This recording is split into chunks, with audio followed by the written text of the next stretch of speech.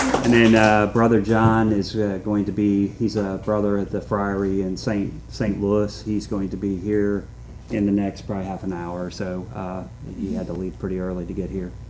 And then we got Jerry and Linda. Obviously, we know them, and it's been a COVID vacation. So we're isolation, quarantine. Yeah. Our little governor tells us not to travel. Okay. Yeah. Well, I understand. We got some of the same issues. I think he got a very small amount. Right. So anyway, just the topic today, or Casey is going to talk about the first module. We're using the East, just so everybody, right now we're forming ourselves still until we kind of get familiar with the transfer and what it takes and what's required in the Central. We're still going to continue the path of using the literature and the formation documentation of the East until we basically get accepted and the process has kind of worked itself through. So as far as transferring from our East membership to the Central, which is St. Albert the Great, which they're members of. So anyway, that's if anybody's got any questions, we can kind of talk through that today, or we can go on to other things. But the first topic is the history of the lay fraternities of St. Dominic. And so, but I'm going to turn it over to the most important person, that is Ruth, and she's going to talk about money. Yeah. So, First of all, we have the minutes. If anybody would like to check those out, they'll be up here. We have the attendance going around, so please check off your name. If you're guests, please sign it in. And we also have sheets for new members also, because we have a new member. And we have paid dues for the Central, and it was $33 for a single and $43 for a couple. So I think they can donate through the Servants of the Redemptor. yeah, If they'd like just to pay. yeah, like you to can pay donate. through the DME or through just a check to the Servants of the Redemptor. Yeah. It was paid for. Kent paid. He's the treasurer of the Servants, so we paid for it in bulk, just one check. And that's kind of what they asked for. So that's what we did. Tim, can you pull it out of our account? Or Yeah. do we- No, you have to do it. Yeah, we can't do that. Yeah. Well, and then, oh. I could, I guess. You give me the Servants, password. Yeah. Servants, right. Servants of the Redemptor. Yeah, it goes to the Servants of the Servants Redemptor. Yeah. Mhm. And then, let's see, there was one more thing. Jerry, you may want to talk to Deacon Franco or how that is, because you guys are in Kentucky still. Right. Mhm. So I don't know that you would need to pay that. Pay again. I don't think so. So, I mean, these are all things that need to be worked out, and everybody, that's one of the reasons why they're here, and so we're trying to make this as seamless as possible. Yeah. One So- more thing too, if you have your homework, your summaries for the modules, please turn those in. for module. Either to Leah or to me, we'll get them organized. And, Yeah, and we also have a reception afterwards. Leah wants to make sure everything gets eaten, so she doesn't take All the anything coffee home. gets Kent's he's getting in shape. So, so I'm trying to think. There was one other thing. maybe Okay, I'll think of it. we're good. So let's move on. So I believe when the brother gets here, he's going to do part of the class also, but we'll see if he ever shows up or what time he shows up. And then, so what we're going to do is go over the Novitiate Module 1, which hopefully you guys were able to read it here recently. And I'm just going to kind of go through it just a little bit, not go into great detail, because it's a lot of proper names and a lot of people's names. History is kind of hard to teach unless you're actually reading it. I think people do far better reading about history because they're seeing the proper names all in proper place and the dates and all that stuff. To give a talk on all that usually goes over people's heads quite a bit. So I will bring out some points here. But so the history of the lay fraternity of St. Dominic.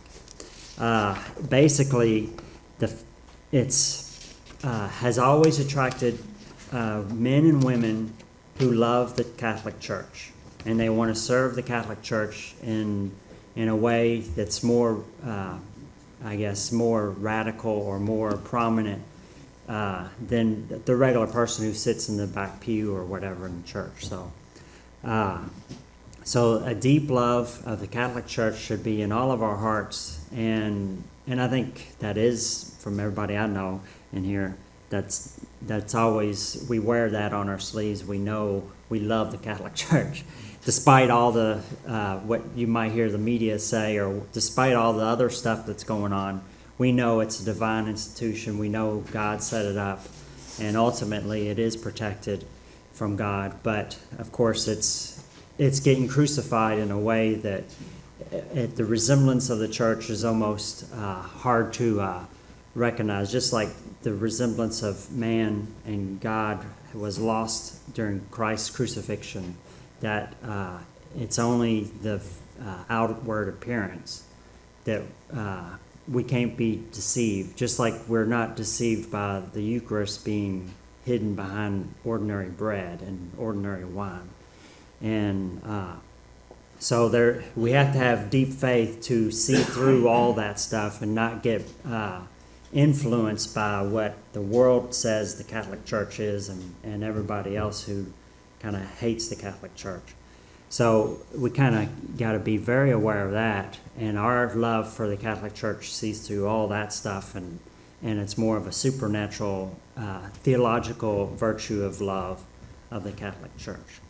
And so there was a historian, a Dominican Father Richard Weber. He wrote a very detailed history in 1976 of the lay fraternity. And he basically talks about how in the 11th century, which was right after St. Dominic started the regular Dominican order, there was just a lot of chaos in the church. The clergy had become very powerful. Catholicism was very popular, but people were Catholic almost in name only. They weren't actually very holy. There was pockets of holy people, of course, just kind of like similar to today. But the church was established, the hierarchy in the world, it was established. It was pretty much everywhere. The hierarchy was rich and powerful, and everyone called oneself Catholic. The levels of religious commitment was low, however. Although the clergy was powerful, they were also largely corrupt at the time. Since the clergy was so corrupt, it actually kind of trickles down to the laity's responsibility in a certain sense, because they can't rely on the bishops and the people above the bishops to fix the problem. So the laity the Holy Spirit ends up inspiring the laity to rise up and try to correct the problem. And that is an organic cycle in the church that happens. It's almost in waves when you look at the history. And so, meanwhile, I'll continue reading from what Father Weber, who is a Dominican, wrote. He said, "Meanwhile, a movement was underway for people who wanted a lifestyle of evangelical simplicity and gospel values." And they were getting sick of seeing all the wealth with the clergy and everything. This movement was the forerunner of the lay third orders and was named the Order of Penitents. The penitents, representing all social classes, were seeking personal changes and reform in their church. The third order thus comes out of an unruly, pious, radical group of men and women unhappy with the decadence of the clergy and religious. So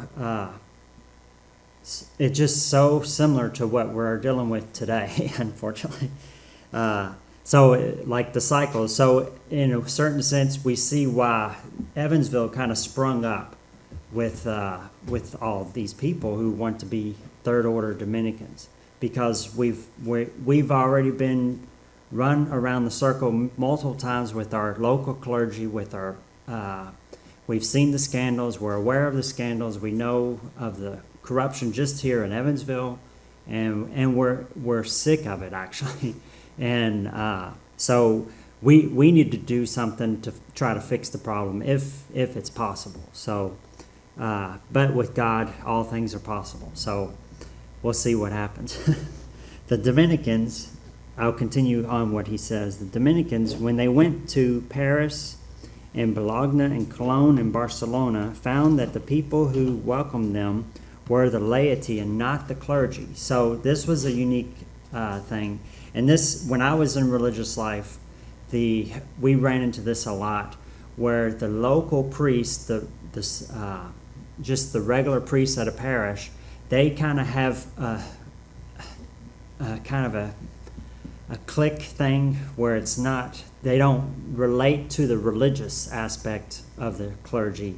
Like, so I lived with 8 priests when I was in religious life, and those 8 priests were always kind of demonized by the regular clergy all around in the local area, and so there was always that tension. And it was always a tension here, and it supposedly was a tension back in the 11th century. And so the first Dominican priest, probably St. Dominic experienced this personally, and all the priests that were Dominican, they realized that they actually related more to the laity than they did the other priests that were in the parish priest. Because the parish priest usually doesn't have, and this was the case back then, they did not get the formation that they really needed. They kind of rush them through seminary, and then they give them an abbreviated theology, and they give them abbreviated philosophy, and so they're not as well formed, and they get intimidated by religious, because the religious are well formed typically, and because they have a longer period of formation, and they go through way more education, almost double to triple more education than a regular secular priest. So there is maybe that element at play. But anyways, there has always been this tension between secular priests and religious priests, and I saw that firsthand when I was in religious life. And that's a dynamic that you guys may have never knew existed, but it does mention it here, so I wanted to talk about it because I personally had seen that dynamic at play. And it's always, it comes out in a way where it may go over all you guys' head, but it's a lot of pressure for priests, especially religious, and I would assume the secular priests, that tension of always having to interact with them, like whenever the bishop does something and everybody comes together, the whole diocese, and you got the secular priests and you got the religious priests, and there's usually a tension there, and of course the drama that may spring up from all that tension. So let's see here. So the third order basically was founded in 1280, and it basically kind of started to grow in a natural, organic way, and it was basically called the tertiaries, which is still a term I think we use today for third order Franciscan, third order Benedictines, and also all the third orders is a tertiary. So in this in a manual printed in 1900 on the history of the third order, says the third order was organized first to help with reform of church discipline, and its initial purpose was the preaching of penance. Second, to defend the church, and third, to develop a communion of prayer among the laity.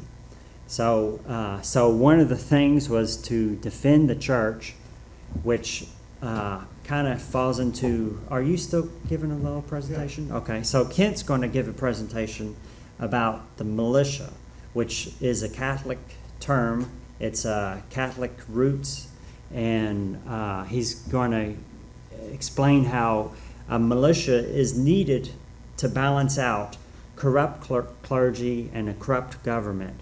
And that kind of, because if it gets too corrupt, they will use a force that people who don't know how to deal with that will just get ran over. and tyranny takes place, and there's nothing to stop that tyranny, nothing. So, because they take over in such a way. And so the church in its wisdom holds up militias as part of its structure, and St. Dominic started a militia group. And that was part of how the Third Order kind of was all and started. So the Militia of Jesus Christ was started by St. Dominic, and he was working with the lay people because clergy really couldn't get too involved with that. They could to a certain degree. And that was to prevent extreme corruption. It was to intimidate certain people who let the power go to their head, and they start lording their power over the laity and also the civil world. It's to intimidate them from being having full power, and it's to balance out the power a little bit. So, and Kent will explain that a little bit more just with how we're approaching that. So throughout the centuries, the spread of the Third Order has fluctuated. So there was parts of history where it kind of declined, and then it's parts where it flourished, and it really revolved kind of around the saints, the Dominican saints. Really, if there was a number of Dominican saints, like Saint Vincent Furor was one who really promoted the Third Order Dominicans. Saint Rose of Lima, who was a Third Order Dominican, and so when you get saints involved, the thing kind of flourishes. But when there's no saints and there's the lows in the Catholic Church, because it is in waves and cycles, and because really if the priests and bishops are doing what they're supposed to do, then actually the laity kind of get low and they kind of go quiet. But if the priests and religious go crazy, then the laity kind of wake up and realize, oh, we need to do something to fix the problem. So this has been a repeat history, and now it's almost like a transition period right now where the laity is waking up and realizing, oh, wait, we need to get responsible and we need to do our part to help get the church back on the right track here. Let's see here. And then in the 14th century, Pope Innocent the Seventh, he wrote a papal bull on the canonical approval of the Third Order. So that was in 1405. And then in the 20th century, the spirit of Dominican tertiaries in the 20th century was strengthened by International Congress, a revised organization and giving members a larger role in decision-making. The estimate number of tertiaries in 1936 was 100,000, and it grew to 136,000 by 1966. The number of lay Dominicans in the 21st century has been calculated to be over 200,000 members, with approximately 80,000 members in the Vietnamese province alone.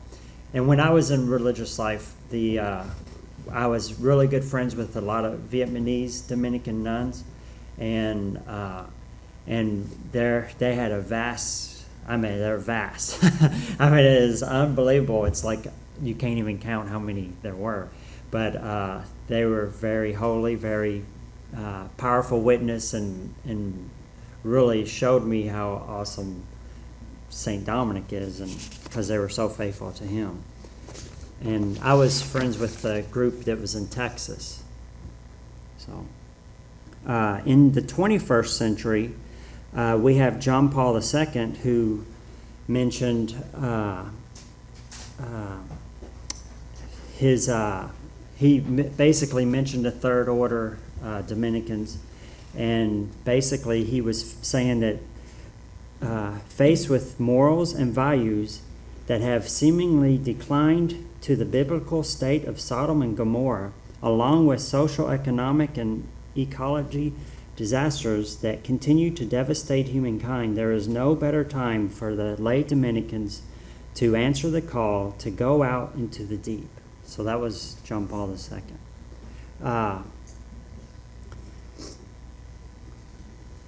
And then, let's see.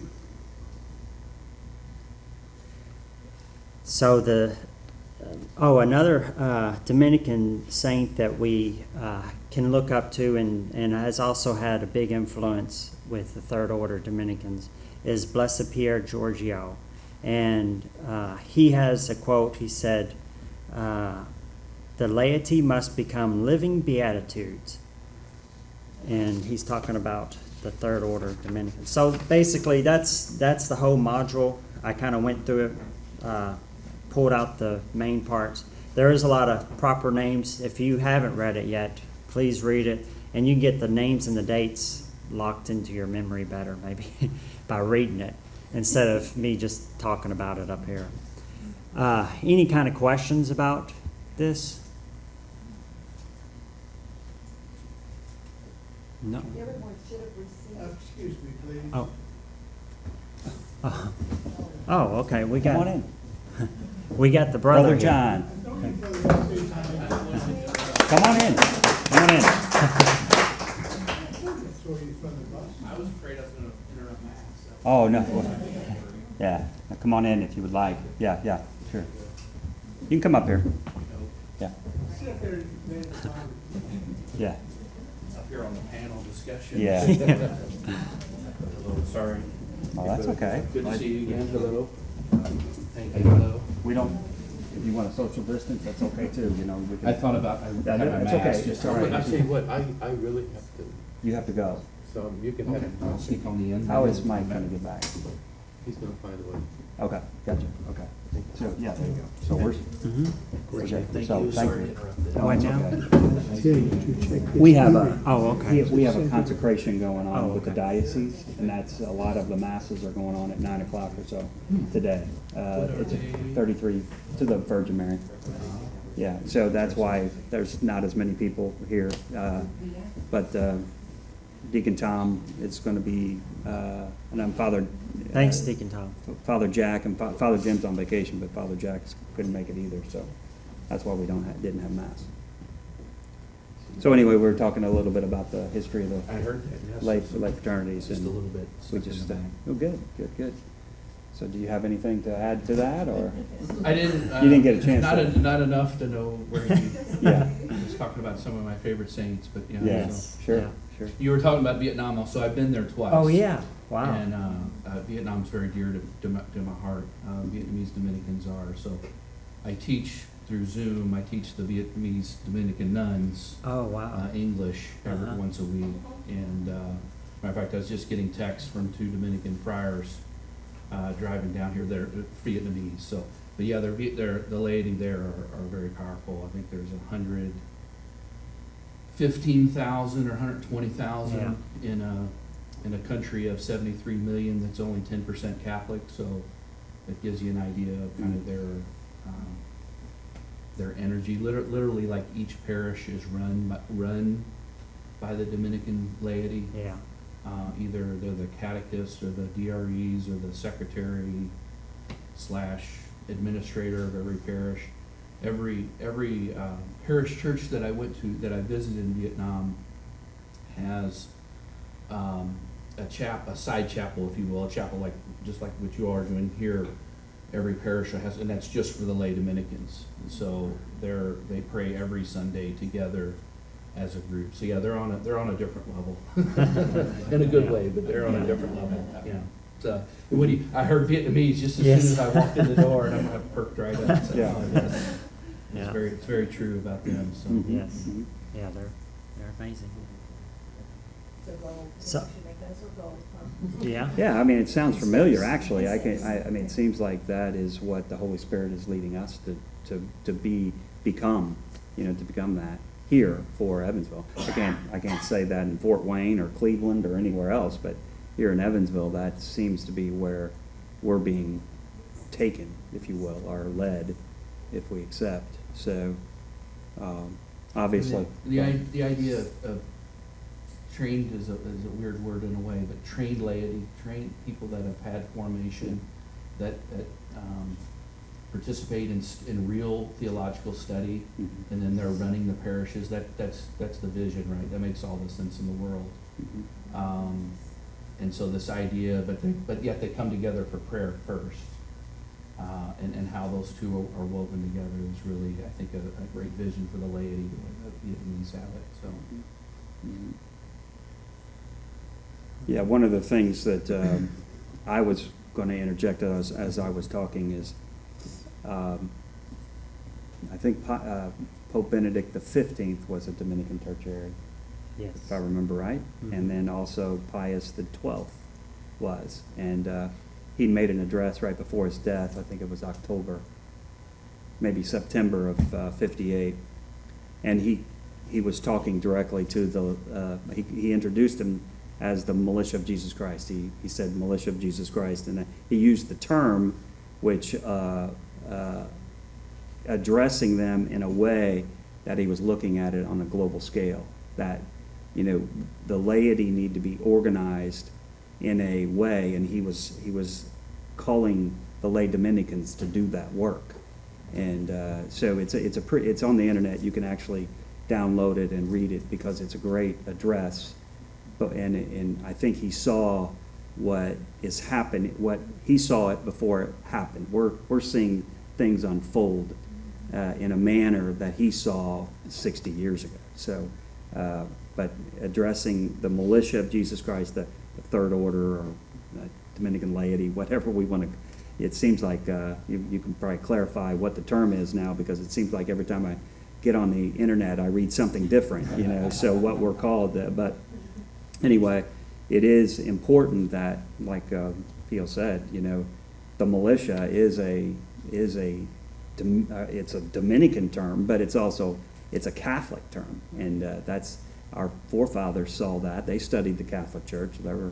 They understood the reasons behind the Second Amendment and why they called it a well-regulated militia.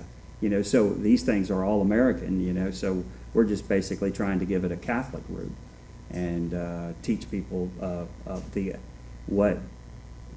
militia of Jesus Christ, how it was kind of started and what its terms were, but also we can see how enemies are trying to basically change the direction of what that is. And one of them, in my estimation, I'm a member of the Militia Immaculata. They want to change the name of the Militia Immaculata to Mission Immaculata.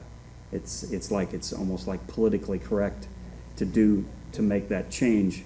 And so we're in a pickle. And so we're just basically trying to set a foundation down so that everybody understands these terms and not try to take them off and do whatever we want with them.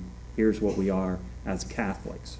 And so anyway, that's my 2 cents. And also, you know, you will be able to get online, you know, if you weren't able to attend this meeting, you will be able to go back and view the first 6 modules, Yeah. okay, and that will be on the Servants of the Redemptor website here in probably the next month.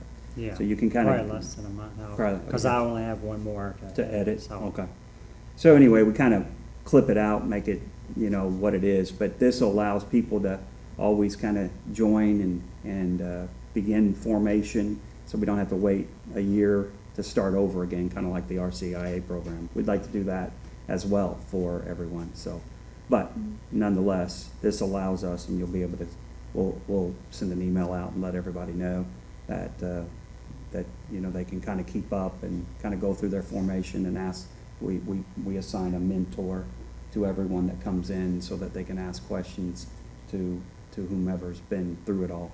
So anyway, Kent, would you like to talk a little bit about the Guard? Yeah. Well, I want to thank Casey again too. I learn from him all the time. Every time he speaks, I'm learning something from him. I'm sure you all gather some of that too. Just driving in the car with him, going from here to there, we get talking about religion, and next thing I know, I'm learning something again. So, thanks a lot, Casey. It was Oh, great. yeah. As a fully professed lay Dominican, a member of the Militia of Jesus Christ, for 6 months I discerned what my personal apostolate would be. There was a term that it was a quote, and I heard it decades ago, and in my prayer life, discerning, it came up again. So I like to read quotes word for word, so this is what it says. The only thing necessary for the triumph of evil is for good men to do nothing. That's by Edmund Burke. So that came upon my heart, and I decided to start what I call the Guard. The Guard is a group of men, baptized Christians, that abide by the Ten Commandments. We are in training as far as personal defense, hand-to-hand combat, firearms training, and we've also taken some active shooter classes. We chose Lawman Security to teach us. This is a private company here in Evansville. It's headed up by Vanderbilt County Sheriff, who are deputies. They employ active duty Evansville police and active duty SWAT team members as far as their trainers go. So we thought that would be a good connection, so they know who we are and we know they teach us, how to do things right. The hand-to-hand personal defense was interesting because one of the things they teach you is how to de-escalate. It's not always fighting or what have you. You learn how to listen and de-escalate the situation, and walking away is always an option. Just walking away from the problem. But there's about 20 of us now that are taking classes, and it's proven to be one of my goals is to provide security, for Catholic churches. We want to protect our families, protect our churches full of people. We want to protect our ordinances in our community. So, when we first started taking classes, we were by ourselves in a big enough group, and then as we go along, there's different classes that come up. One of them was full of 14 other Baptist men that are doing the same thing that I'm thinking that we should do. So they're organizing security teams in all their services and what have you. So I think it's a very important thing in this particular world.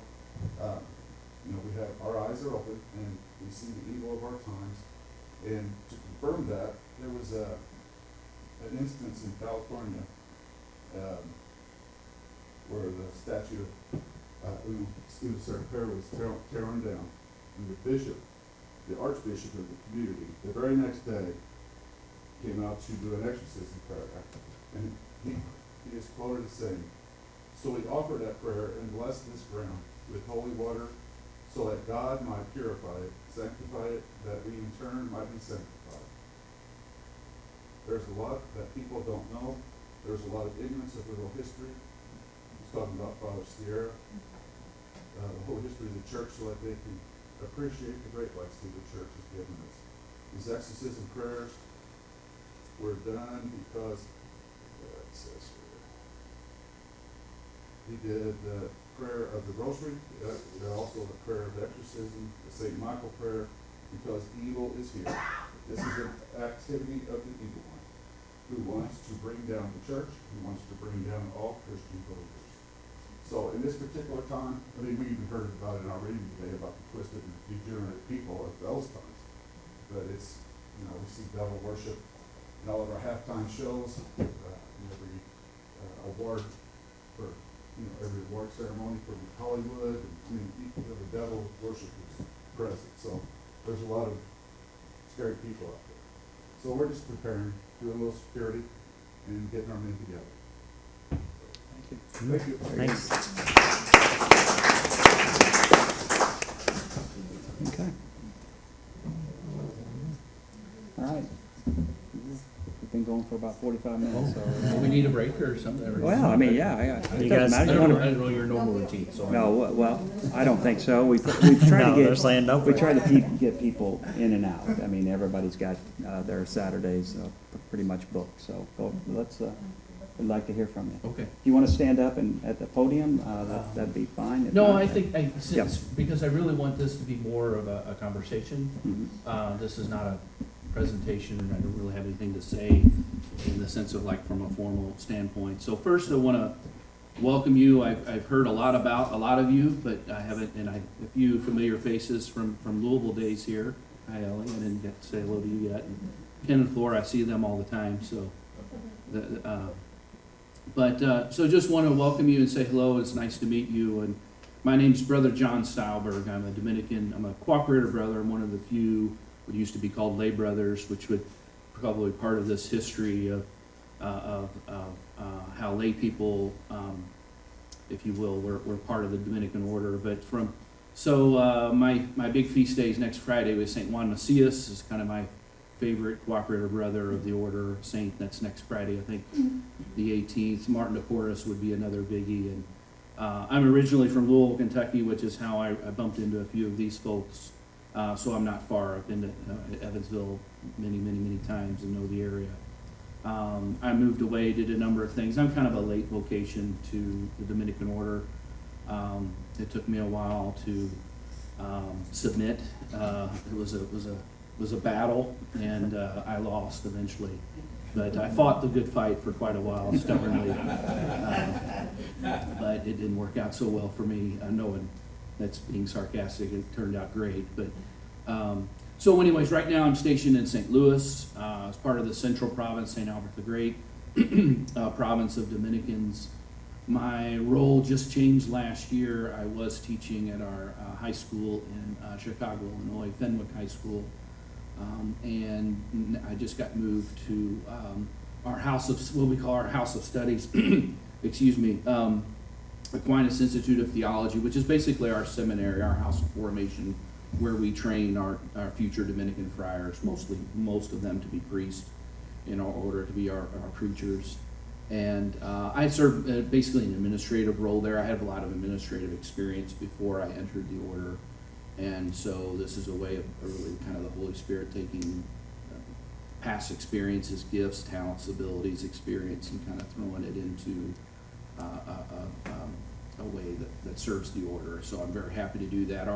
Our institute there needs some help, both theologically and administratively, financially. And I don't, as humbly as I can say it, I've done those kind of things, especially on the administrative side. And so we're kind of, as a nonprofit, if you will, kind of getting the ship right. We're also doing that same work theologically, probably the same as every seminary and house of studies in the whole world as we, as the pendulum swings post-Vatican II back in what we call the middle of the church, which is where we want to be. We want to be right in the middle. It's a phrase for us that sounds a little bit like a strategic plan, and it is part of that as well. But it really kind of, we feel, is the heart of being a Dominican, is being right in the middle of the conversation, so we can, however you would label the other ends, the liberals and conservatives, or whatever word you want to use, Democrats or Republicans, or Trump and Biden, wherever you want to be in that, we want to be right in the middle of that conversation. We think that's the charism of a preacher, is to be able to be in that conversation right in the middle. So that's what we're trying to do at Aquinas Institute, is get it back in the middle, if you will. Literally in the middle of the country, in the middle of so there's a geography there, there's a theological view there, there's an ecclesiology, a view of church there, all in that kind of phrase. And so that's kind of what my task is right now in St. Louis. Specifically, so a year ago we had a chapter, which we have every 4 years as the friars, and we elect new officers. We elect a new provincial who serves as both your and mine superior, and Father Jimmy Marciano was reelected, and then he appoints different people, different friars for different roles within the province, and he asked me to serve as the promoter for the lay Dominicans for the Central Province. So he laughed and he said, and this is true, this is in part embarrassing, but reality, he's like, we meaning the friars, he goes, we don't know what to do with a lady, and you used to be a lady, so you just got hired. And so I was part of as if it really was a kind of a stepping stone, and I don't mean that, I don't mean to diminish my time as a lay Dominican, but it was kind of a step along the process of my vocation journey into the friars. And back to the history, there's a lot of history of that, of friars becoming laity. Maybe they discern out of priesthood or formal religious life, and they really should, in my opinion, become laity, Dominican laity, and vice versa. There's a lot of history of Dominican laity moving into the friars or the nuns or active sisters. So anyways, I hope that kind of, not me, but I hope that kind of gets reinvigorated in our order, because that's really kind of the way it was meant to be, if you will. I don't know if that's enough kind of little bit of background to kind of give you a feel for where I'm coming from. I'm basically your voice to the provincial. The provincial is your superior, he's my superior. Superiors in different ways because of my vows into consecrated religious life. Your promised professions, that word keeps changing too, as lay Dominicans. Obviously your state of life as a lay person is recognized in a certain way in the church, and probably most of you are married or have other ways that vows come into your life, but the vows for me are in a different way. I'm not ordained, so I'm one of the few, what we now call cooperative brothers or lay brothers. It's not ordained, but typically the order has been kind of an 80-20 split. Most Dominicans you meet are ordained. They're priests, and then there's always been an element of the order that's been non-ordained. So different orders have kind of different mixes, if you will, of kind of that percentage. But we call ourselves a clerical order, and that's because of our particular role as preacher. And so I don't say that just to kind of give you the history or philosophy, because it really relates right into what your mission is and how you fit into all this. Because right from the very start, Dominic wanted, actually the formation of the Dominicans, if you will, the Dominican order in 1206 really started with the nuns. So our contemplative nuns were Dominic's first thoughts. And if you think about that, there's something really, really amazing about that. Before he sends out preachers, he gets the prayer life right. So he creates an army of warriors, if you will, in a spiritual sense. So I preach about our nuns all the time, even to my own community, my own friars. We forget about our nuns. We don't know them. We don't spend enough time with them. And I always argue, if you don't know the nuns, you don't know what it means to be a Dominican. Because that's the first thing he did, was get the Dominican nuns praying for the preaching. Because this is more of a spiritual battle than anything. So that's my plug or commercial always for the nuns, to think about them. You're not so far away from a group of our nuns in Springfield, Illinois. There's a group there, not the Springfield Sisters, that gets confusing, but there is a monastery of contemplative nuns in our order. So the nuns report to the master of the order. I report to the master of the order. You report to the master of the order. Most of the sisters, the active sisters, do not. So there's a little bit of difference there in kind of canon law, or how, and I don't want to offend them because some people take this the wrong way, but how Dominican they are, if you will. So the laity, the friars, and the nuns truly all answer to the master of the order.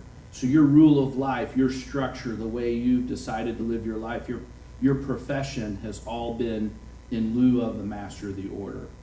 And that's not the case with all the apostolic sisters. So just a little canon law. But that's really important, that so the nuns, the friars, and the laity have this unique, intimate relationship with how we are preachers and how we're called to preach in different ways. It's obvious to me, living with a bunch of priests or a bunch of people that are going to be priests, because I'm not a priest, and I know that's what God's calling me to do. I understand. I think I see sometimes differently how we're called to be preachers, and because it's not always from the pulpit, right? In an ordained moment within the sacred confines of the Mass. Because I get asked a lot to preach at Mass, and I say no, because the rubrics say that I shouldn't, and I'm not here to reinvent liturgy. That's not my battle. I'm here to read the black and do the red, as we say in the Missal, to do it as the Holy Spirit has given the Church. And I get frustrated with people that want to create their own paraliturgy from there. So I don't go down that road. And but I get asked a lot, because they're like, and they mean well. They're not trying to break church law. They're like, you're a preacher, so shouldn't you get up and preach at Mass? And so there's a good intention to that, and we find that within our own Dominican laity, as I've kind of surveyed the Dominican laity throughout the Central Province and basically the Midwest. They see, bits and pieces of that aren't quite perfect. But to really kind of tie into that charism of what it means to be a preacher. If I had kind of an encouragement, or also, if you'll let me vent, a frustration of what I've encountered with the lay Dominicans in my last year in the Central Province is we've got to, what's the best way to say? I don't know. We've got to force ourselves out of being a book club. Nothing wrong with parish book clubs. Love them, right? We were not an adult faith formation group. Nothing wrong with adult faith formation. You may be very involved in that. Or there may be an element of those things that we do in our lay Dominican life, but that's not what we're called to do. We're called to preach. Now, some of you may think, well, this is a Toastmasters club, then I got to get up and give a presentation It's not a Toastmasters club either. It's not about public voice and that kind of thing, or may be, it may not be. But to find how the Holy Spirit is calling you to preach. We can then go into a lecture about what preaching is and what it's not, because I think there's a lot of confusion there as well. Standing on the corner and yelling at people. One of my favorite things to do is go to, you all know in this area, go to the Kentucky Derby. And I love going to the Kentucky Derby because it's a people watch moment. And there's always the people in the megaphone screaming at everybody about you're going to hell and all that kind of stuff. And I think that's not preaching. So we need informed, trained, smart preachers to be able to be in the middle. Because to be in the middle is the hard place. It's easy to be a wacko conservative, right? It's easy to be on that end. It's easy to be a blood-sucking liberal. It's easy to be on those ends, right? And to only deal with the people that agree with you all the time, and to think your way, and to get in your little club, that's the easy part. And the hard part for us as Dominicans, as preachers, is to be in the middle, to be in that conversation. That's the real challenge. And so, kind of to lead into my second encouragement and or grief complaint a little bit, as I'm not your superior directly, but as I speak on behalf of your superior, is we've got to get our prayer life first. And we've got to make that robust. So before you go out and preach, you got to pray about it. Because it's not you preaching. It's not your preaching. It's His. And so if you don't spend the time in prayer and study, then you're just saying what you want to say. And if you say what you want to say, that's not preaching. The difference is to preach His message, His gospel. And so that requires, if you will, I want to oversimplify it, but a level of study and a level of humility and a level of just time in prayer. There's no shortcut to that. So as different groups and as you all think about how you're going to preach and how you're going to get out in the community, right, obviously the need is gigantic. I mean, that's not a news flash. You don't have to go search for that. But just so how to go out and do that, though, a lot of the lay Dominicans mean well, but they forget that the prayer comes first. And you also need the community.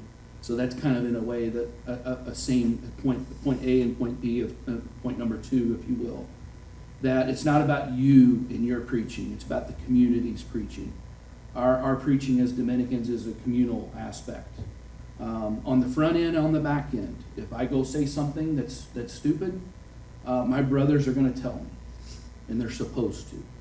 And that's part of why you come in here into community, to get ideas, to get shaped, to get formed by other people, because that's the work of the Holy Spirit when we bring people together, and to preach from that moment, from a communal moment, but also at the other end of that, at the end, you get evaluation, you get feedback to really evaluate what are the fruits is this working or not. So anyways, I don't want to talk all night about Dominican life. I'd love to, because it's what I signed up for.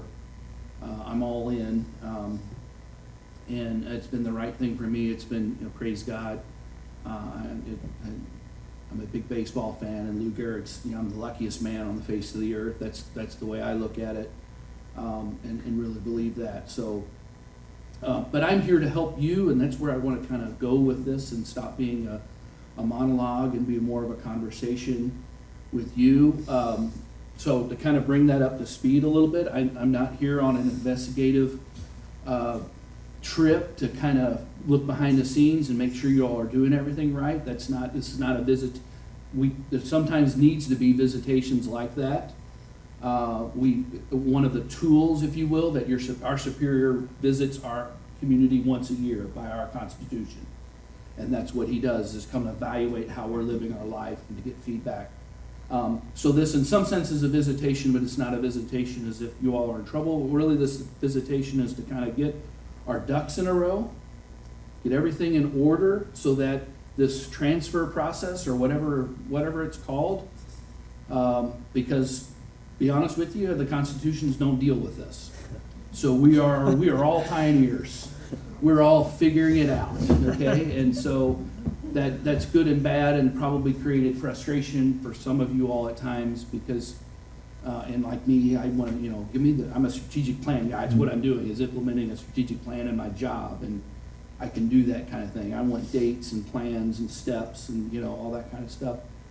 Unfortunately, just our rule really doesn't cover this kind of scenario.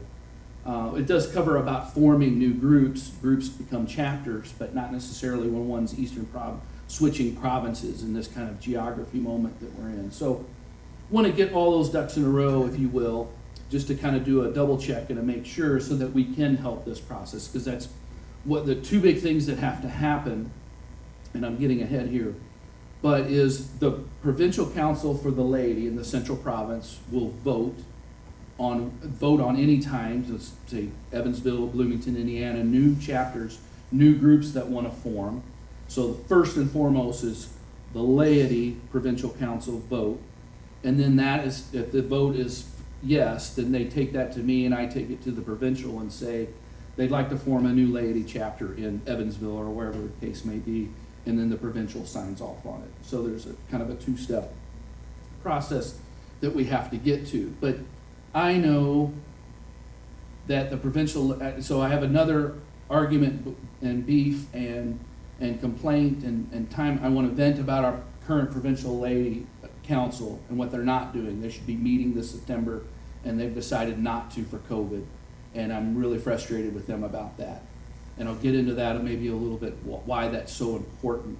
And not just for you, but let me make this one point with that.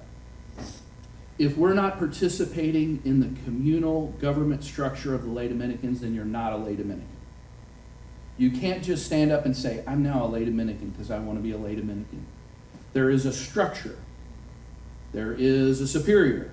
And there's a way the structure works. And so we need to send delegates to provincial council meetings. They need to have meetings. They need to vote on things. They need to make adjustments to your rules, which is how you live your life based on that rule. And then your delegate comes back into your chapter. Last year, all the chapters were asked to review. There was a new rule in 2018 for the Dominican laity. And as far as I know, only one chapter out of 24 or so in the central province actually did what they were asked to do, which was to study that new rule in their chapter meetings, and that was the Ann Arbor one. The rest either didn't get the message or didn't do that. So that's an example of where we're just a book club and we meet every month and everybody feels good about our little meeting and that's all great, but we have to participate in the legislative and communal aspect of our life, or we're not a Dominican. So and I told you all the one story when we were on a conference call about the group in Iowa that said, Central Province, you're too liberal, we're not sending a delegate anymore to the provincial council. And my answer to them is, then you're not a Dominican laity. You can't have religious life without a superior, without a structure. You can't just say, hey, I'm a Dominican laity because I want to be. And that made me sound harsh, and I'm over simplifying it for today's discussion, but that really is integral, essential to our life. How you're different than a book club, or how you're different than The lay associates, what would be the closest here? The St. Meinrads, right? They have probably oblates, I think is what St. Meinrad calls them. Nothing wrong with that either. But you're different. You are a Dominican. There's OP behind your name. You've made a promise. You have a religious superior. Whereas oblates are attached to and borrow the charism of St. Meinrad in this case, but they're not part of a religious order in the same way that you are part of the Dominican life. And so those little things may sound like little bitty canon law kind of glitches, but they're actually essential to our way of life. So that's kind of why I'm here, to kind of get, if you will, a little more of the background, a little more of the story, to kind of see where everybody's come from as far as professions and formation, how that was done. And in that kind of sense, and just so that when the provincial asked me about accepting this Evansville group, I can say with authority, da da da da da da da, we've done all these things, they're ready to go, that kind of thing. So that's where I hope that makes sense of kind of where I'm coming from and why I wanted to steal about a half hour or so of your time today, even though I just talked through a lot of it, to kind of get a feel for where you all are. So I just have some of those specific questions and that. So I don't know who to throw it out to, and I don't want to always just, because I've had a lot of conversations with Tim, and I don't want to just, in some ways, say Tim's got to answer all these questions for me, but just there are others kind of. So did a lot of you all go to Louisville for meetings? Was that how, or Deacon Franco, how did, because are you still actively involved in the? Well, I'm the president of the chapter there. That's an interesting canon law moment. It really is. As a deacon, and you're in the confraternity, right? Yes. So that's, yeah. I know that hasn't been worked out, but Well, that's the Chinese fire. yes, I know. And I hope Father Michael Monschau, who may be hard to get a hold of, but at the end of the day, he sees things as I do, and he really wants to ramp up the level of commitment the friars are making to the priestly confraternity in the Central Province, and as I would say that I want to do that same thing with the laity. So at the end of the day, even though he may be weird and hard to get a hold of, trust him, if you will, on that. Mary Lou is not here because of her back, and she, as you well know, has been the backbone of that chapter, Mm-hmm. and now she's in her late 80s, early 90s, and it's sort of stressful at this point in time, in dealing with provincial and regional groups, as you could probably imagine. So they figured they needed a new sheriff in town, and they put a hammer down. Sincerely, there will be formation at every meeting. Okay? We had a formation director who, for whatever reason, can't find any of the many documents. Okay? And I believe that, been there, done that. So that's a whole nother, our level of organization and communication, the Central Province is awful. I'm just gonna call it what it is. And so we have a lot of work to do in our province as well with that, so. but this group, if you will, from what I've seen and what I've experienced here, they're dotting the i's and crossing the t's. Right, but did you guys go to They went Louisville there for first, formation? Yeah. Okay. Oh, and that's kind of what we have to figure out, because at some point we will have to ask Louisville for stuff, it's like full-fledged documents, you know what I mean? We have to see what the formation was. Was professions done at St. Louis Bertrand? Yes, it was Okay, St. so- Louis Bertrand. Yeah. There was always a friar there, with this. We've had a friar with us at the meetings. Father Tony Breen Mhm. is there. I know Father Tony well, yeah. And so he knows what's going on, and there is truly there's a good formation now. And I'd say the last, 6-8 months, we're not getting into the politics and the other thing. We're getting into being Dominican. And what brought me over here was the example that I saw of the enthusiasm to be Dominicans. That's, Are you all still going, sorry, are you all still going over there, any for formation, or well, it, kind of what was the time it frame was of that? sort of like a, I don't wanna say a card club, but just say a coffee klatch for a while. I don't know It what was a that book means. club.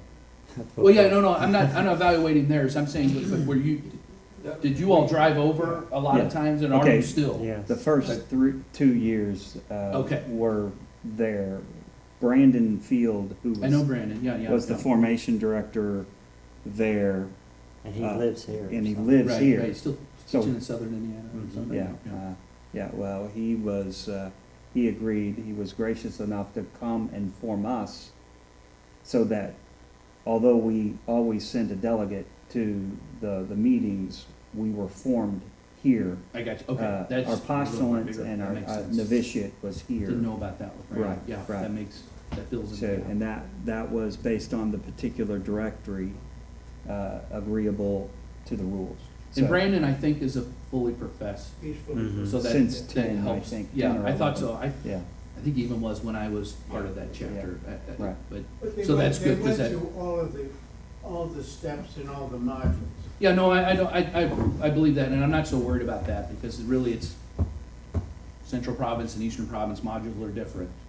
I mean, we have different formations, we have different rule, by the way, I found out 2 nights ago.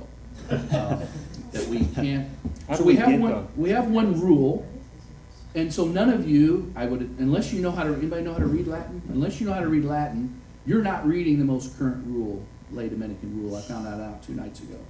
Because we haven't translated it yet into English.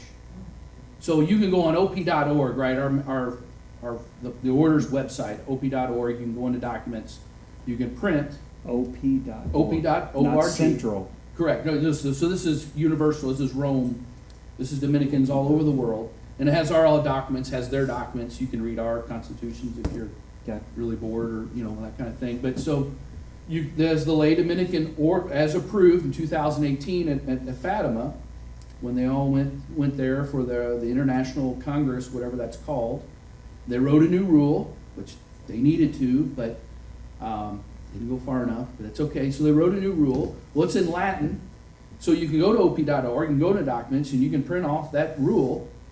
That is your rule, because it's been approved by by this case, Master Bruno, approved that rule for the lay Dominicans. And there's 2 parts to it. There's the rule that's in Latin, and then there's the general declarations. The general declarations is in English. You can read that part of it. So then the 4 provinces, so that was 2018, then the 4 provinces of friars, Dominicans, and their lay promoters, got together and said, well, we got to translate this and get this out to our Dominican laity. Well, guess what? They couldn't agree on the translation. So each province has their own translation, and I think, I'm finding this out, I think we haven't even translated it yet. So that probably means you've got the Eastern Province older version. So there was a lot done in 1985. It was 1985 rule, and then there was tweaked a little bit in 2016, and then they said we need to rewrite this in 2018. And then there was another rule in 1971. 68 and 71 was a trial period, and then you go all the way back to your 1506 and 1285 with your rules, as I go backwards. So, but yeah, so the rule that should be regular, structuring your life, you probably don't have. Not your fault, but, so there could be a lot of difference in documents or formations and things like that. I spun off on that tangent, but it's driving me absolutely crazy, just so you know. So the formation was done. You guys made a number of trips for a couple of years. Yeah. About how many are permanently professed? I have that I think somewhere. there's 8. 8, okay, so it's enough already to be a full. That's another question that's not covered in the rule, because in the central, so the rule is for the whole lay Dominicans around the world. And then each province writes its own rules. This is the way the friars do it too. Then the province writes their own rules, what we call our particulars. I think most lay Dominicans call it the directories. It's not a good word in my opinion, but it's called a directory. So the Central Province has a directory that's a little bit different than the Eastern Province, and that's really more for how the chapter functions Where do we get more on that? the local level. It is on our website, which is a work in progress. I understand there's some lay Dominican website that exists out there, but I don't know if it's up and running. That's been a 1-year ongoing battle. I'm not really sure. I can get you the documents too. But again, that needs to be updated. So I think it's also called a compendium. And again, it's directories in all the other provinces. This is, if you're confused, trust me, this has been the last 6 months of my life trying to untangle this. Because again, this is something that I think a lot of our lay Dominican chapters don't understand the importance of these documents. Because that's what you're professing to. When you made that profession, you did so with your hands on the book, on the rule. And then to Dominic, the Blessed Virgin Mary, and to the Master of the Order. So it's extremely important, and it's something that makes you different, if you will, in a good way, than the oblates or fill in the blank. This is crucial to your life. And so, sorry it's a mess, so welcome to that mess. I don't have the answers, but that's part of why I need to come here and kind of find more out so that I can know how that plugs into the mess that we are of the Central Province. Right now, I've been trying to send out emails to all. You think that's something that we could do, and I cannot do it. We have a newsletter, if you let me vent for a minute. We have a newsletter that goes to the whole province, and I spend all these hours writing this nice reflections and things for them to think on. I've asked lay Dominicans that I know, hey, what'd you think of what I wrote? And you know we had a newsletter, so we have so much to do, so far to get to. It's sad, it really is. Yes. I have a question unrelated to the organization. Mm-hmm. I'm in the process of trying to find an institution where I can get either a certificate in theology or a master's in theology. Well, you walked right into that one for me. Thank you so much. Because my current new project as of last week is we are creating in St. Louis at Aquinas Institute of Theology a Center for Dominican Studies. So Aquinas Institute of Theology is a graduate school of theology that serves as a Center of Institutional Studies, is the fancy term, meaning seminary, for the central and southern provinces of the 4 provinces of the friars. This is where southern province and central province send their friars to be formed to become priests, preachers. We see this gigantic need to coordinate, if you will, the formation, the intellectual, to support the intellectual life of our laity. I agree. There's never been much done there. And so we are in the process of creating that. We are going to create an online program that will, and so it'll be, we have accreditation, so it'll be accredited by the Association of Theological Schools, and there'll be a certificate program, and then if you want, you can keep going, and then you would go in person to our classes, so you'd be studying with our friars in class with them in St. Louis if you wanted to get a master's degree or beyond, to make that available. But the first kind of key part of that is this certificate program. And we will literally want a house, if you will, have a physical place for this center. This will be a place where we're also, I don't want to go too many details. We're partnering with other groups to create scholarships. We want to have more guest lectures that will be made available to Dominican laity. Conferences in the summer where you all can come to St. Louis and be with other laity. Because one thing we don't have right now is no way for, unless you're a delegate going to the provincial council, you never see the rest of the province. You never interact with the rest of the Dominicans. And we've got to end that. This will be one way we do that. So, and a lot of other details that I don't want to bore you with right now, but it is a hot topic on our mind. We're at the very bottom level of starting that. So trying to get a grant and trying to get it off and running. How much what kind of grant, or do you? The more we have, the more we'll spend. So we'll take whatever. Man, you sound Catholic. I know it is. But even the online program, really, if me or so our president, Father Mark Weeding, so it's all Dominicans largely teaching there. Mm-hmm. We're getting ready to kind of start the curriculum, if you will, and that won't cost anything. And there'll probably be some kind of tuition to that, but But the center has a lot of purposes, but its main function is to support the laity in the two provinces. So do you have a time frame for that? Not yet, but I'm getting, I mean, we are in like meeting, we're kind of right at the very beginning. But yes, it's coming soon. But you'll be distinguishing between a lay Dominican, someone who wants to learn all theology. I mean, like, lay Dominicans aren't required to be theologians per se. Not necessarily, There's basic though, right? but there are, That's what will be. yes, it'll be geared to that, right, yeah.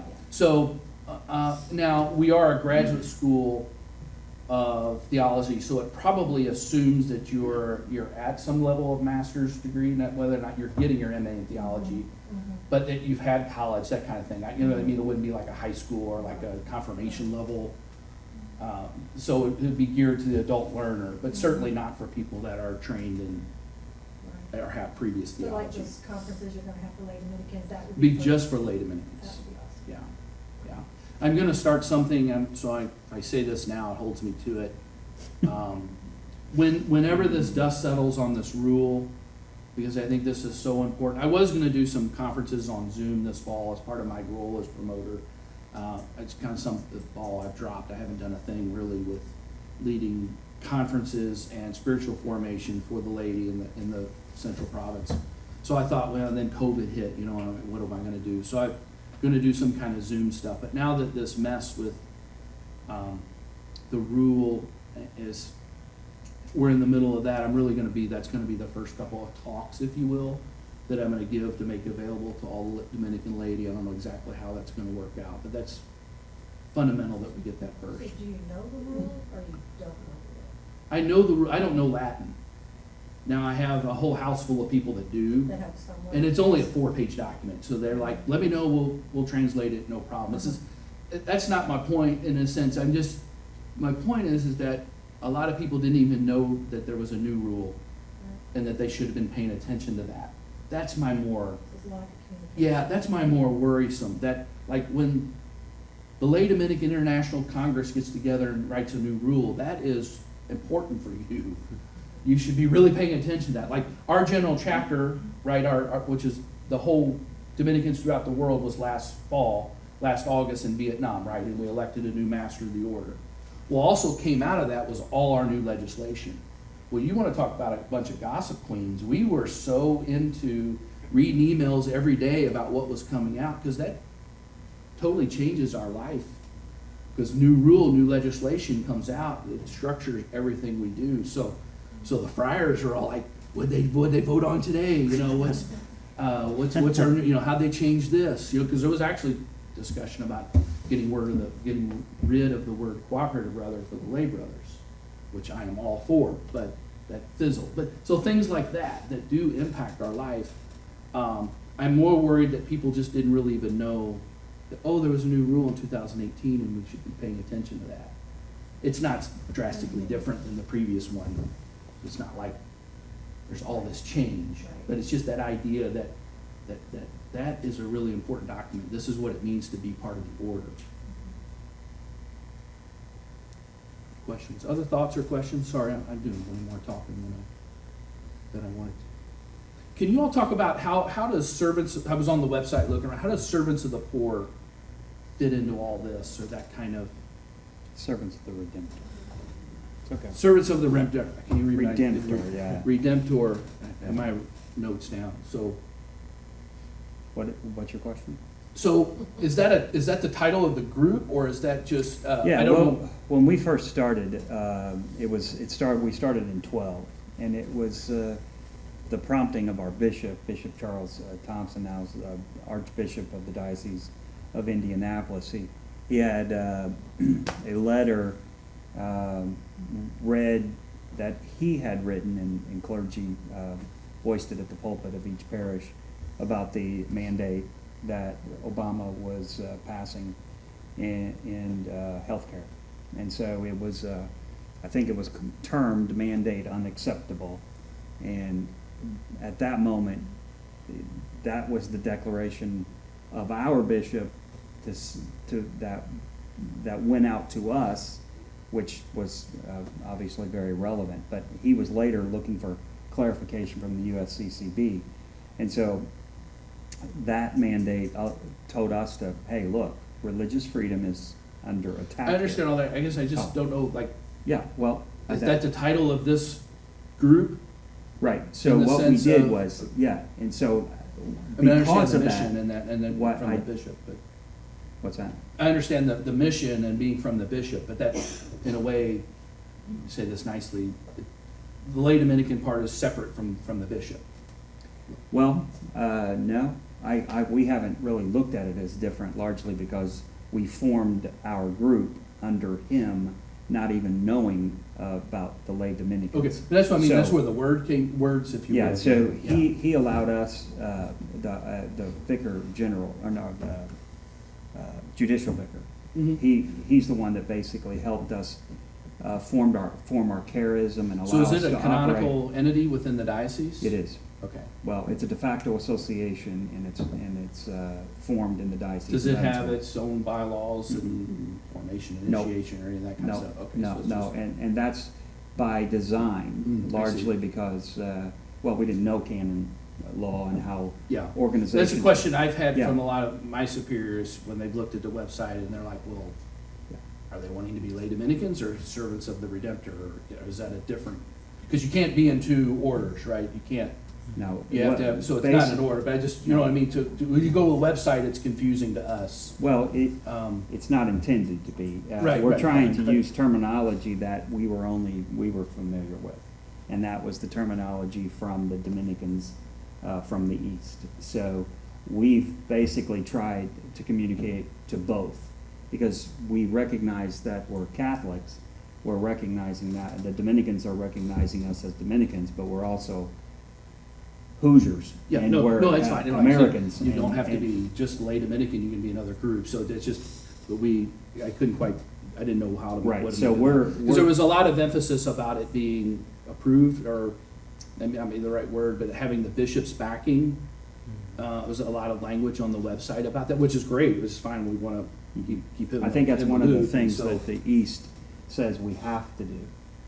We have So, to have, if we were gonna establish. To be a lay chapter- Dominican chapter, yes, you do, we will eventually, when I go to the provincial will have to call the bishop and get his blessing on forming a chapter here. So we, Correct. right, when we, But it's not done by you all on the front end. It's done by the provincial saying, because, so there's, I know it's confusing, but there's an element of Dominicans where we don't have to listen to bishops, but there are times where we do have to listen to bishops. And so anything we do within a particular diocese does have to have the, so if what you we, will, permission. what we did was we went to our bishop and asked that we form a chapter because we read the canon law, okay? So whether it goes against the Dominican province, we couldn't really get any information. and I see, So, yeah. so we went to, who, our clergy, have to report to, and that's Deacon Tom and Father Mhm. Jack. And so we went to him and said, we'd like to form a chapter here. So he called, he had Mary Jen, who's the judicial vicar here now. I think she's the vicar, I don't know if she is or not, but, Mm. she got a hold of Gwen, and Gwen gave her the process, and the bishop told us how to proceed. So we've been proceeding, and that was February 11th of 2000, this year. Oh, right, yeah, I Okay, remember reading that. yeah. so we then proceeded to find out get the transfer paperwork, and we just got it out Okay, no, good, 6 months later. that clarifies it, in a way, we've got a step done already which is fine, so Yeah. it's one less thing later on. Mhm, mhm. That's good, that makes sense.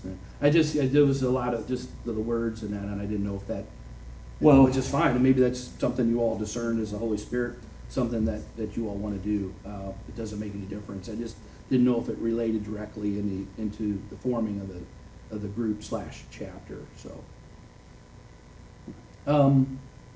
So do you all have a structure now? What I mean by that is, do you have officers? Mhm. Is there a formation person? Yeah, me. I Okay, guess. so and that's good to know, because actually when the rule does say this, when you form a new group, is to go ahead, even though you're not a full-fledged chapter, is to go ahead and really, it's not what it says, to act as if you will. And so have the officer, secretary, whatever the different officers that are. Do you have a religious, whatever the word is, spiritual director, chaplain? There's been different languages for that over the course. Is there somebody? Well, there's Deacon Tom Gable, and then there's also Father Jack Dirkholtz and Deacon. Okay. Deacon Well, Deacon's a Franklin. member of the Central Province, Eastern Province, Not for long. okay? But I also assisted, I don't know if it's germane or not, but I also assisted in some cases here in the formation. Mhm. Yeah, well, no, that's good to know, but, so can, if you kind of see the world through me for a little bit. So a formation director has to be approved by, the Provincial Council of Laity. They have to vote on every formator for every chapter. So a chapter says, I want so-and-so to be the formator, then Provincial Council should approve that.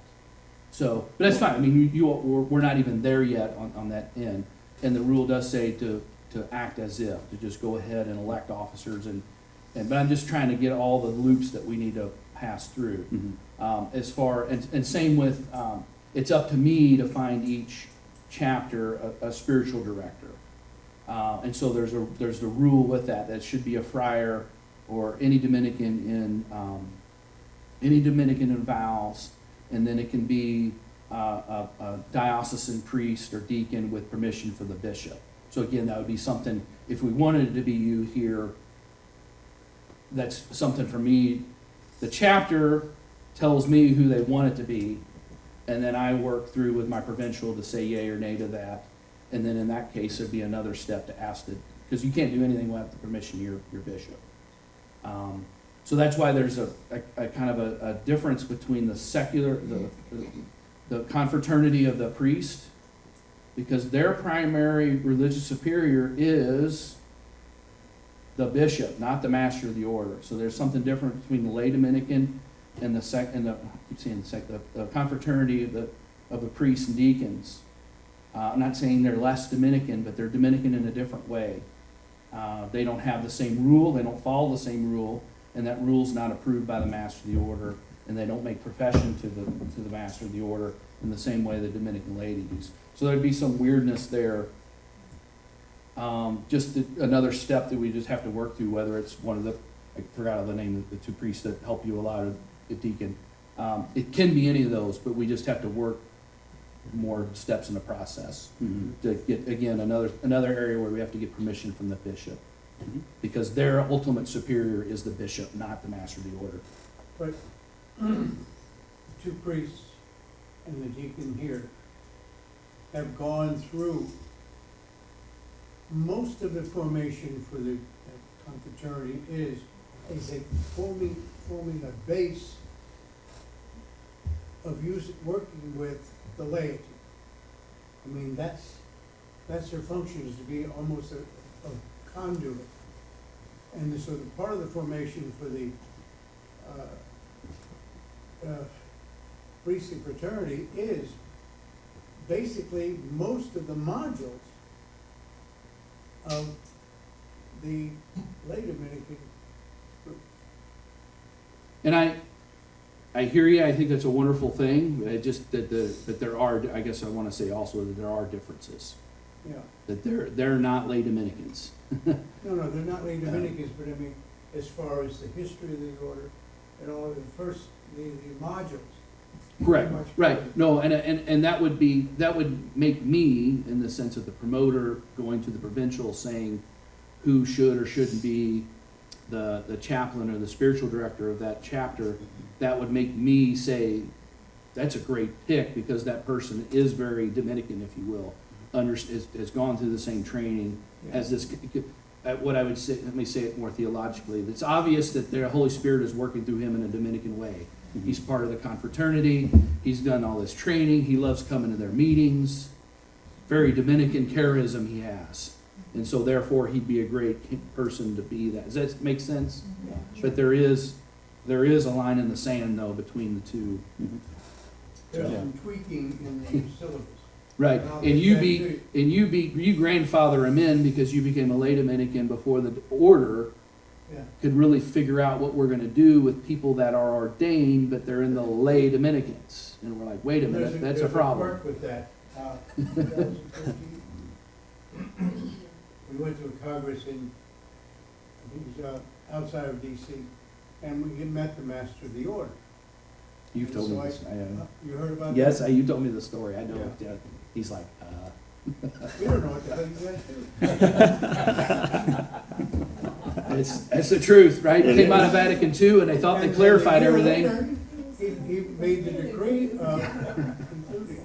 Yeah, That was, so you just beat us to it. You're a trendsetter, is all I can say. You're a That's it. pioneer. There you go. Yeah. Something like God's different. I have a time or two here, so, Yeah. yeah. Other questions you might have? Again, I did way too much. Most of mine are kind of thoughts. Yes, Flora? I know you've been talking about bringing the province together somehow. Well, with all this hoo-ha with the stuff going on, do you see in the near foreseeable future that we'll be able to do something either on Zoom or at Aquinas Institute or something? Yes, but like I said, I really want to do something on Zoom as kind of a start. I'm going to kind of use that as kind of, if you will, a launch into let people know about the Center for Dominican Studies. It's also part of my mandate as promoter that I should be doing this, and I haven't. You know, all I've done last year is getting frustrated by the lay Dominicans and our lack of organization, because it made me realize I was up here with things I wanted to do, and we're down here. We got to just work on some basics, get the basics right before we climb that ladder. So it's maybe kind of recalibrate that and think through that. So that's kind of what resetting that bar a little bit. But yes, I mean, if COVID will go away, when COVID goes away, we're going to do things in person at Aquinas it'll be in the summers, I'm sure. Yeah. I mean, you're fortunate you could walk to it. So, but I think it's the best location, and it's free. We'll make it free. Mhm. Other questions or thoughts, or? And like I said, somebody I'll have to ask about Louisville, and it's Mary Lou. I don't know if records. So did most of y'all do professions here? Well, Here with both. Okay, and some did it with Father Breen and the Correct. group there. Yeah. Okay. Sorry, you had a question. I just have a curious question. You were talking about we as Dominicans have to be in the middle. And what does it mean to be in the middle, really, with an example, like a concrete example? Yeah. I don't mean you, maybe I'm not saying it perfectly. You don't have to be in the middle all the time, but I think you have to be able to enter there in the dialogue. So what I mean is, because my brothers will tell you I'm conservative, right? I like the stained glass, I like the windows, I like candles and organ. That's how I like to pray, and I'm very observant. I live more like a monk than maybe some of my other more socially justed-minded brothers. But at the same time, if I'm going to be an effective preacher, I have to be able to not only present what I'm thinking, but also to listen to, if you will, both ends. And that's where we have to be in the middle. Because if I'm not listening to, gosh, I don't know a good example, but if I'm not listening to, if you will, because we're so divided, right? We're so polar right now, both politically and in the church, right? Let's go to Latin Mass. Hey, everybody, Latin Mass. It's where it is. It's the only way I can get fed. Latin Mass. And then there's, we're a welcoming community. Let's hold hands. Let's, go out and feed the poor. Well, both are right? The reverence for the Eucharist and prayer is a correct moment, and we're not called, we're demanded, we're commanded to go out and serve those in need. So both ends are right on some level. Aquinas maybe is a good example. Okay, Aquinas was condemned by some bishops when he wrote the Summa. So what Albert and Aquinas did, where they were the first ones to take Aristotle's writings. Because Aristotle's writings had been rediscovered. They had been lost, literally, to medieval Europe. So the writings didn't actually exist. They didn't know where it was. And then all of a sudden it was literally found, like physically found. And so people started to read Aristotle. A lot of people in the church said, you cannot read Aristotle. He's a heretic. He's a non-Christian. He's a pagan. And Aquinas, Albert first, but particularly Aquinas, was the first one to say, there's truth in what he says. It's not the fullness of truth, but there's truth in what he says. And so he Christianized Aquinas,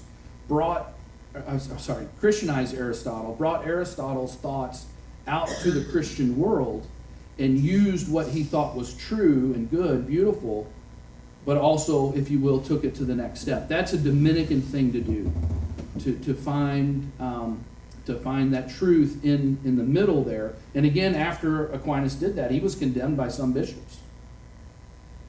And now he's the angelic doctor, right? But that took a while. There, he was criticized for doing that. So, if we're not being criticized for our preaching, if we're not in the middle, that's kind of maybe the best way I can explain it. And it's not, and I guess it's not something I can just automatically say, here it is. This is what you have to search for in your prayer. It's something that's given to you by the Holy Spirit, more so than something you figure out. Does that help a little bit? I hope I'm. I think sometimes, and I understand your question, I think sometimes when you say in the middle, I mean, we're so either Not or, necessarily politically, right. What you're I'm saying not saying you're a moderate find in the the, Dominican truth, find the truth. right, that there's some truth, there's a nugget. Truth in Right. okay, I see what Right. you're saying, find the truth. So let me give it an extreme example. Like 9/11 was yesterday, right? As extreme and as awful as their motivation was, there was a little bit of good motivation somewhere in there, because there was a religious fervor. Does that make sense? 99% of it was just awful, it was evil, but so that's what a Dominican could do, is to study that and find some truth in that, to find some good in that. The very heresy that Dominic was fighting in his day and age was this Gnosticism. Well, it was this Albigensium where the body is bad and the spirit is good, and this total duality. And it's like, no, we're made in the image and likeness of God. Our body is limited by original sin, but our body is that denies the incarnation, that God became man, God became flesh. So it was the Dominicans to be in that middle and say, no, you're going to one extreme here where the body and spirit are separated. The body is good, is created by God, it has to be good. So that would be another example in the founding of our order. So to find the truth in that. Yeah, and I think also, like, for us, it's very important that we learn about how to not argue about how to present the truth, like, because even for me it's very hard sometimes when I see stuff like that and I'm trying to make the other person see the truth, because, about fallacies and all of that, you have to be so prepared for not contradicting Yes. yourself. You have to bring the person towards that, not just to, throw like something like that, and then, because you have the objective is to bring the people towards there, and that I feel like I lack that, Yeah, I mean, it's extremely Even difficult. if you have the Holy Spirit, I mean, if you don't have that background knowledge, Mhm. it's very hard to do it. And that's where, because this is a problem I see in a lot of lay Dominicans, to be honest with you, is, okay, they've got OP behind their name, and so then that's their mandate now to go out and to preach on their own behalf. And I'm the one that has to reel that back in for them, because it's not about just, I've now been officially mandated to go out and preach, and so here I go with whatever most of the time crazy ideas that they have. We have to, there's so much humility in preaching that we have to listen so much first. So we have to try to understand that person. Like for me, the one that's just so hard, I cannot understand why someone would argue for abortion. There's no rationality to it. And so when I preach, I come across this confrontational, chip on shoulder. Here's my idea. I'm right, you're wrong, because I can't slow down in my own thinking and be humble and listen to what they're thinking. I still believe what I believe. You see the difference? It's not saying that, it's not about being right or wrong. It's having that humility to listen. That's bringing me into the middle. And that's Dominican preaching, when I can be humble enough and listen enough to what their idea is, no matter how wrong I might think it is on one level, and then be able to adjust my preaching to that. Well, listening to the other person is already bringing that person into the conversation, because if you don't listen and you just say, listen to me, Right. then the person's gonna close the door completely. Yeah. So listening is like the way to bring it in, and then, yeah. An example of not having that happen is, you look on Facebook, right? It's like, nobody's listening to one another. Nobody's talking, and when we're preaching as Dominicans, or just sharing something as Dominicans, we have to, like Brother John said, I have to be humble enough to say, okay, what is it that you really are thinking? Where is this coming from? And then maybe I can help you kind of get to where the truth is, where we believe. And sometimes you can't do that all the time, right? I mean, we're not responsible for changing other people. We can't change other people, but when we're preaching, we have to at least take that into consideration. And our preaching a lot of times is not, obviously, it's not from the pulpit, right?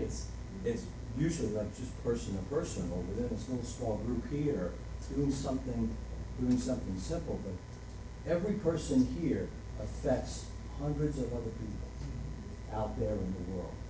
And when a Dominican preacher preaches, they're affecting a whole congregation, maybe, of people. And that's what goes out to the world. And that's, we're the laity, we're the people who are actually on the front line. The priests and the brothers, they're in the ivory tower. No question. No. I would agree with that 100%. Disrespect. No, that's right. But we're on the front line. Yes. We're out there in the workplace, in schools, and parishes, and so on and so forth. And so we have to, their preaching prepares us to go out to do the work that we do in our community. So, and we come across a lot of different kinds of people, don't we? Along Right? with the study, we also have to think in terms, if you're laity, you're not preaching, you're as much as teaching. If you're teaching, you have to have a solid base. Where does it come from? Scripture, as commentary from the Catholic Church, magisterial teaching, sacred tradition.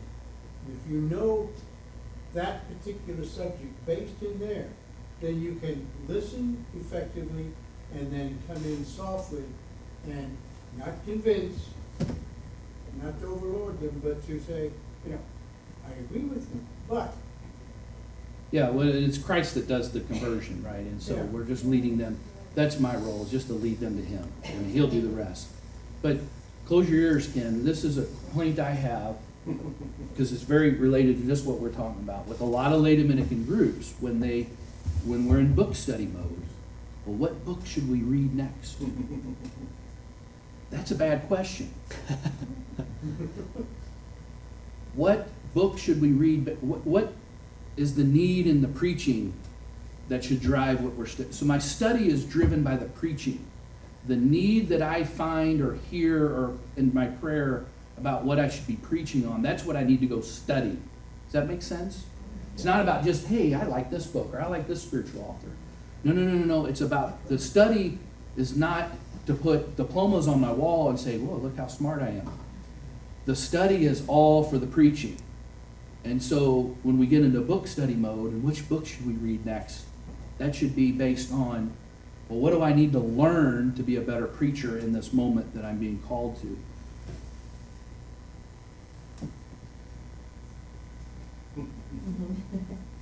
Because they're getting ready to decide their next book. And I want them to do it in a prayerful way. It may end up with the same book, right? Because you can get a lot out of a book. So I'm kind of down on my list as far as I've got a better feel for just kind of, and if I have specific answers, I know where to go. And, that's not my worry, is really to kind of get into the details with things. But I just wanted to kind of get a sense for you all. And And does it make sense kind of where I'm coming from in the sense of how we want to make this go well in the central province? We need your help in the central province in a good way. But the Holy Spirit's at work here, that's obvious.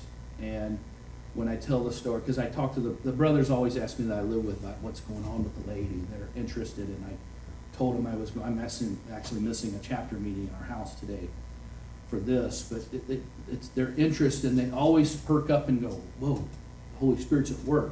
They can recognize that because 20-something people don't just get together on Saturdays just for the heck of it, you know. It's because the Spirit's at work in a particular way. So I want to just applaud that, affirm that, and say I want to do what I can to help that. I'm not trying to get in your way, although I think I kind of felt like maybe I am in some ways, because I just want to get it all in a good order for you so that you can go do the work that you're being called to do. So.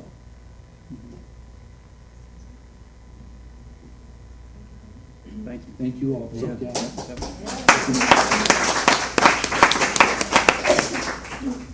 So we'll end with a blessing. The ordained can bless, the Yes. non-ordained cannot bless. Our help is in the name of the Lord. Whom they made heaven and earth, The Lord be with you. and with your spirit. May God the Father bless you. May God the Son heal you. May the Holy Spirit enlighten you and give you eyes to see, ears to hear, hands to do the work of God, feet to walk, and a mouth to preach the word of salvation in your words and your actions. And may Our Lady, Queen of Peace, and the angel of God guide you at last to the kingdom, to the grace of our Lord. And may Almighty God bless you, Father, Son, and Holy Spirit. Amen. Amen. Thank you. Thank you, David. Okay. Thank you. Thank you, appreciate it. I know I come to interrupt your time and do that. No, Jump in like this, but what you're saying. I is want to music come here in our March. ears. Well, that's good. That's Yeah, good. no, I mean, we're not a book club, and we knew that, and we're trying to do the work. And there's something wrong with that on some level, so I appreciate it. No, I no, kinda I understand what tease you're it. saying. Yeah. I mean, you gotta read, Yeah. and study, and. Yeah, very good, very good. I gotta present this young man. Can I shake your hand? Way better. Sure, yes. I'm so sorry if we just ran all this stuff crazy, but